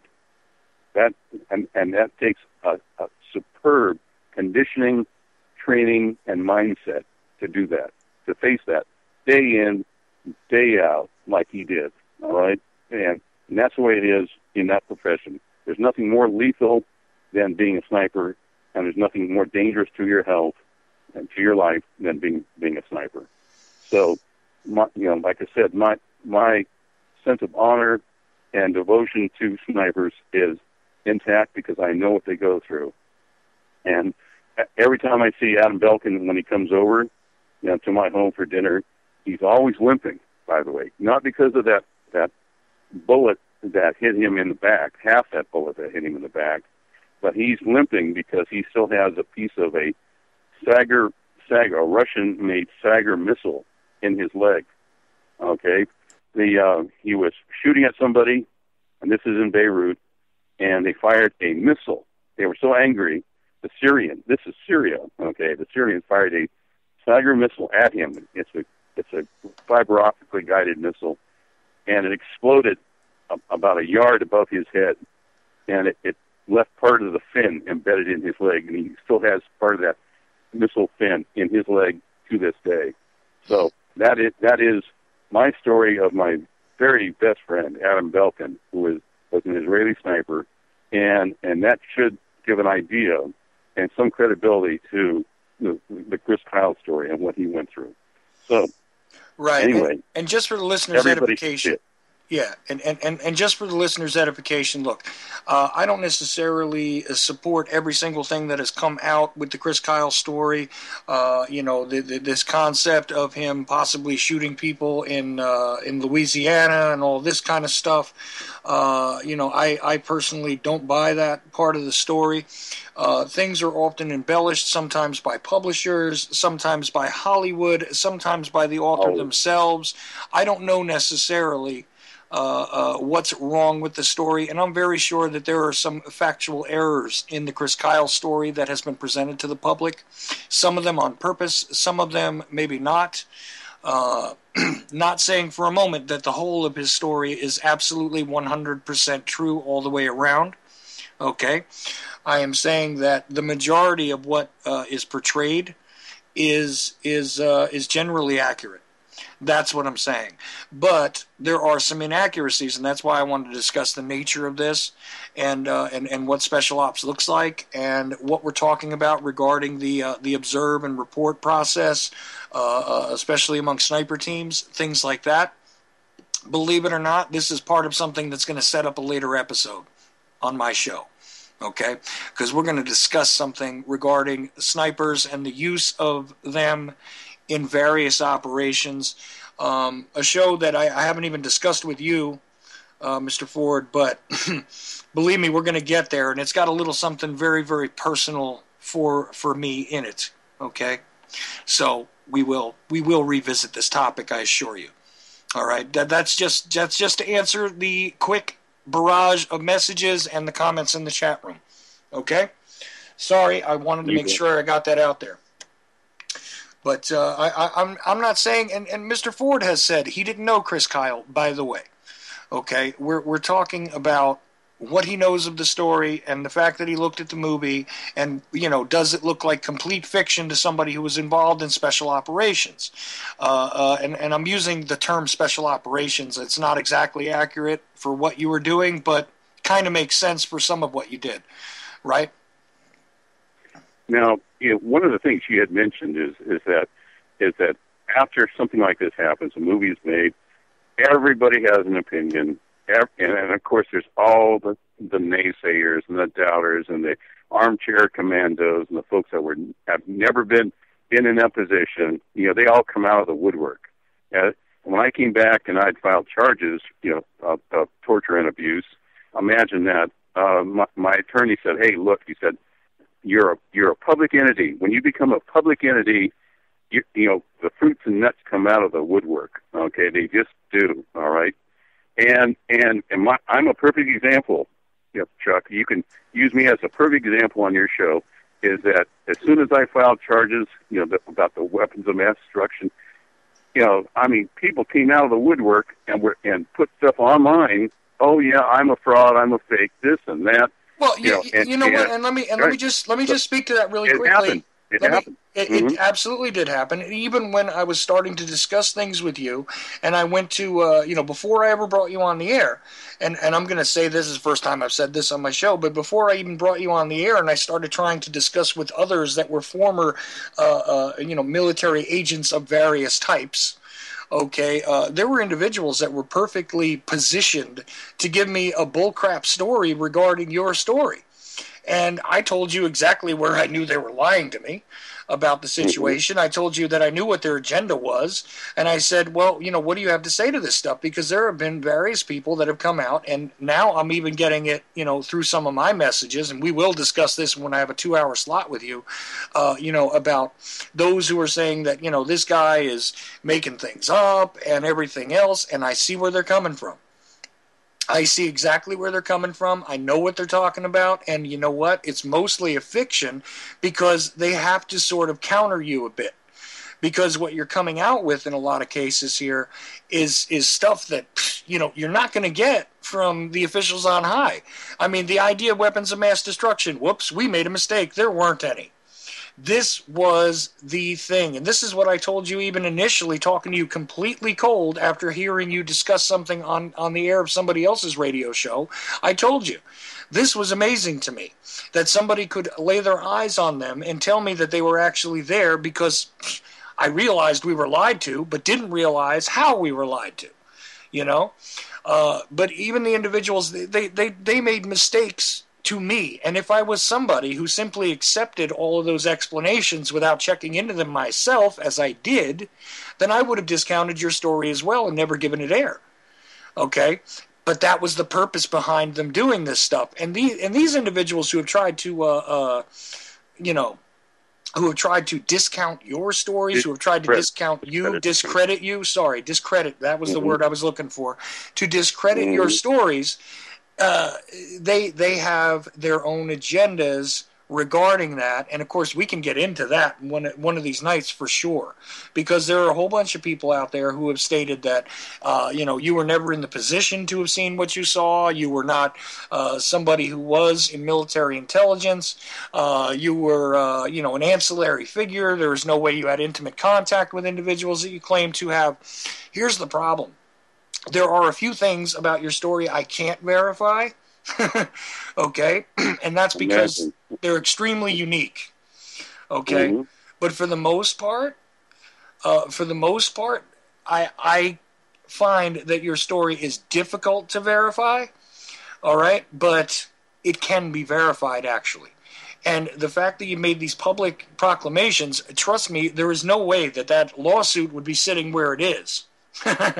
If it was completely, a work of fiction. There is no reason to believe that you're not telling us the truth regarding this other stuff, because all it does is create a level of harassment for you personally to be telling this kind of stuff. And the fact is that they would go even further about discrediting you, if they could.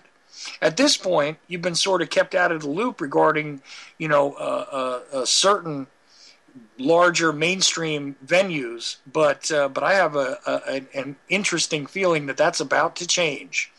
So, guess what? You guys who have been listening to my show and who have heard, and have heard Frank Gregory Ford before, trust me, you're going to hear from him again.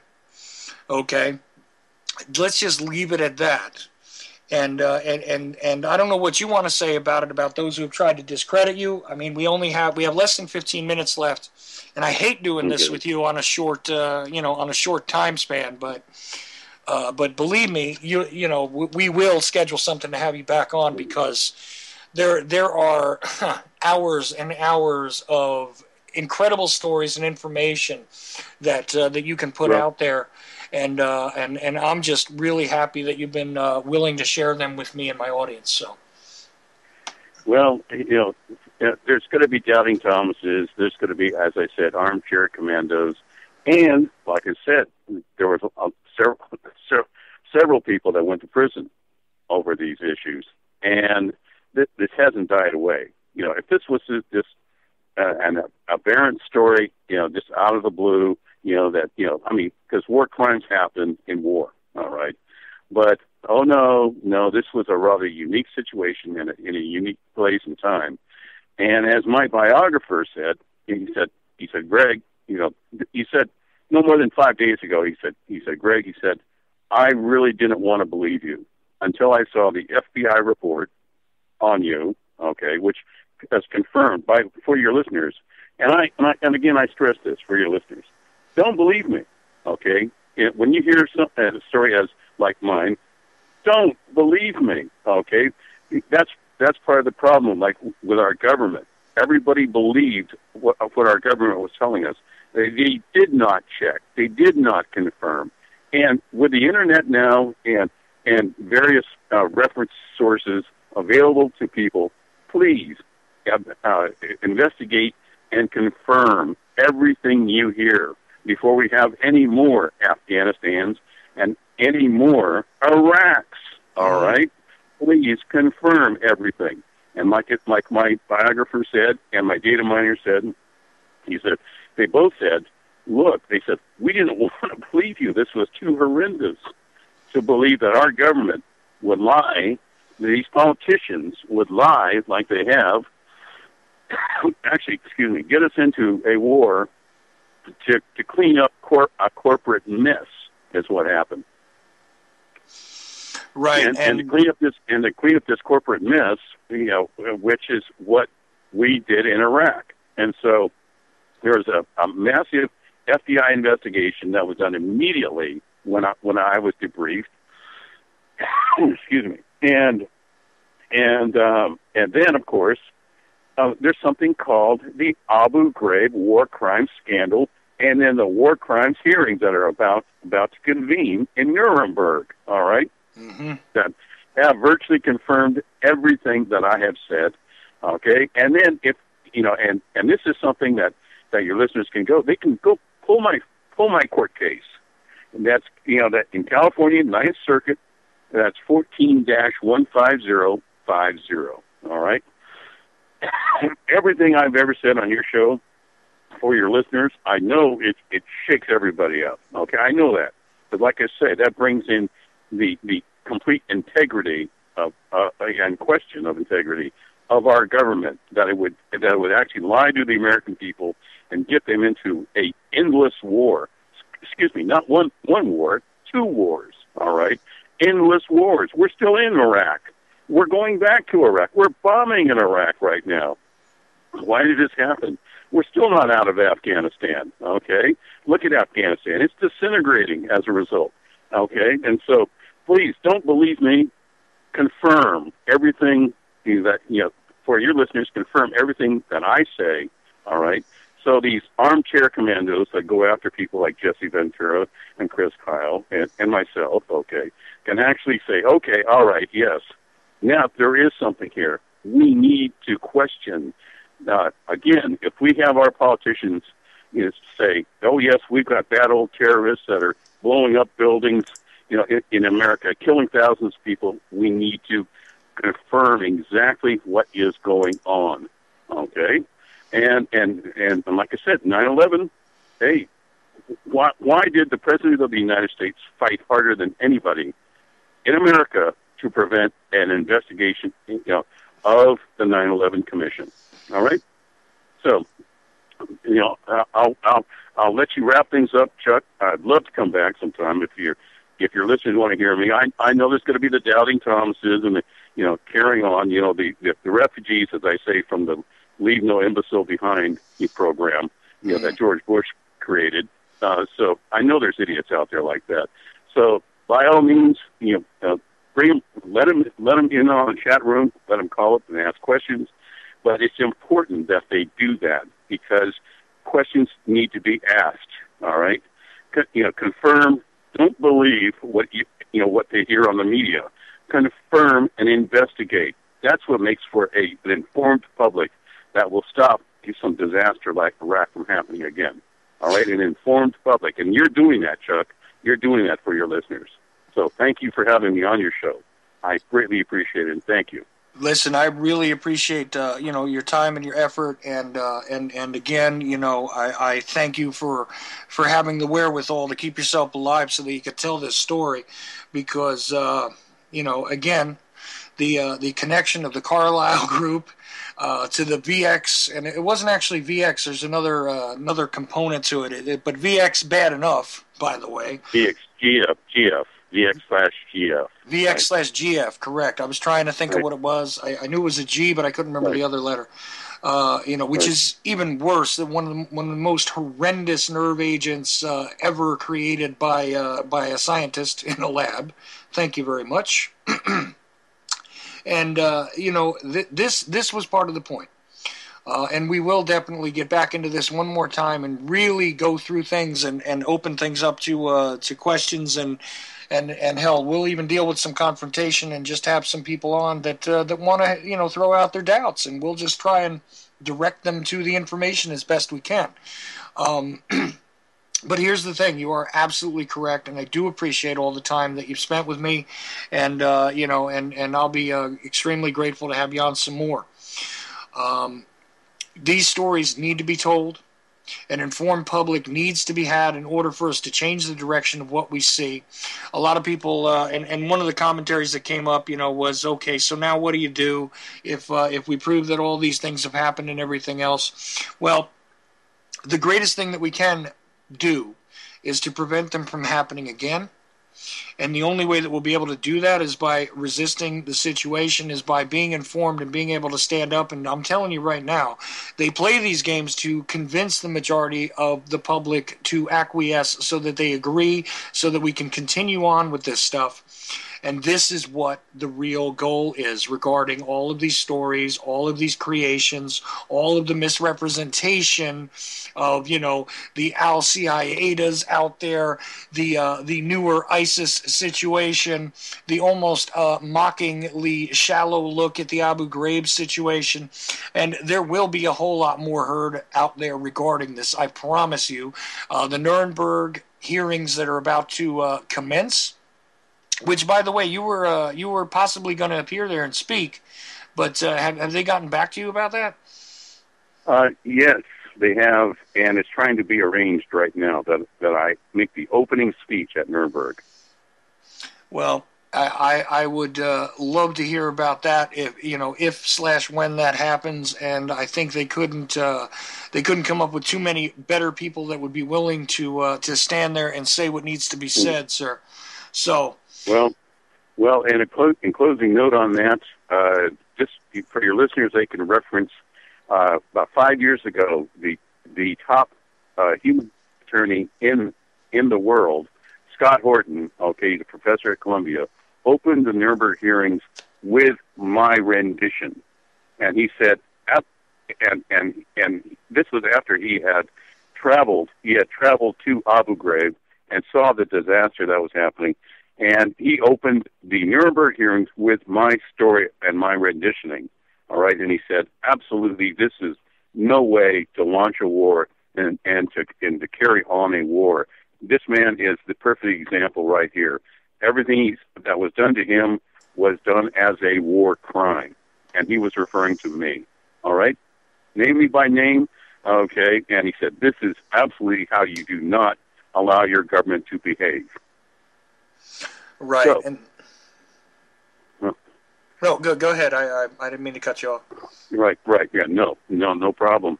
No, this is all dramatic stuff, but like I say, an informed public, okay, that listens, and like I said, I enjoy the Doubting Thomases, okay, because nobody wants to think that our government could lie and kill its own citizens to make money, all right? That's what it's doing. That's what it's done.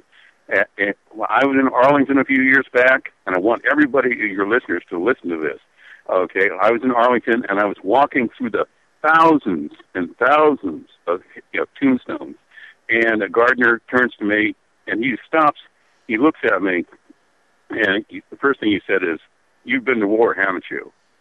I was stunned. I was startled. Does it show? Is there something that's written on me that says that? But I said, "Yes, I have." And he said, he kept raking, and then he stopped, and he said, "See all these tombstones?"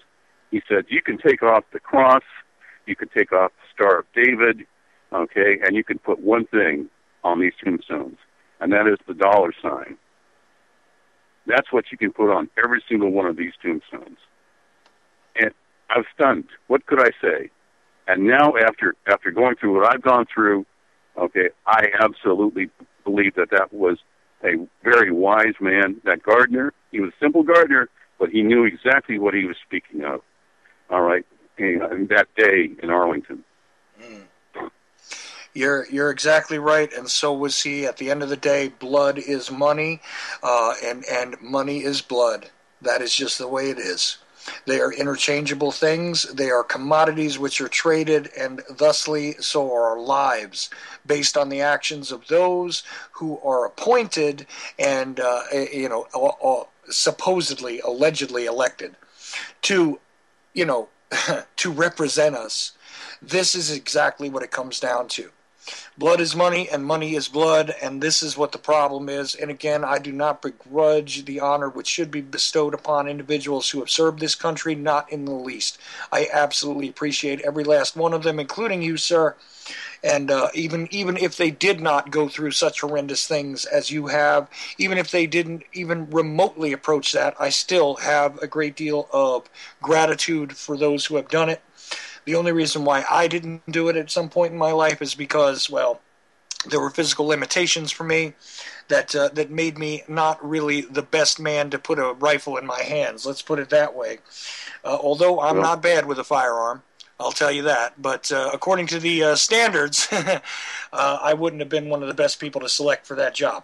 So, Chuck, I can extend this invitation and to the end of your show for your listeners. Is I'm expecting to hear from the Ninth Circuit Court, San Francisco, okay, the headquarters, of course, Dianne Feinstein. All right. Now, I'm expecting to hear any moment, that the oral arguments can proceed in my case.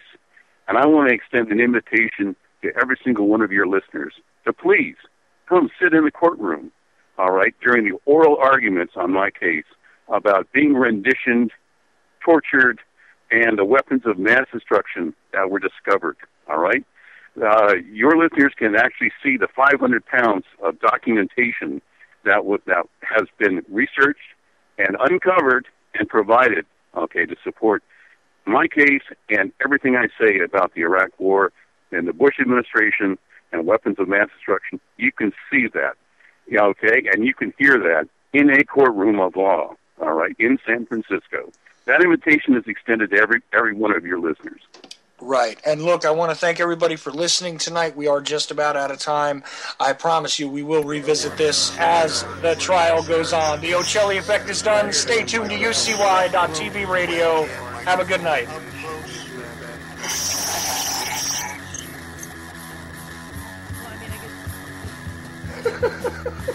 At the age of 19 in 1962, she was but I have the files.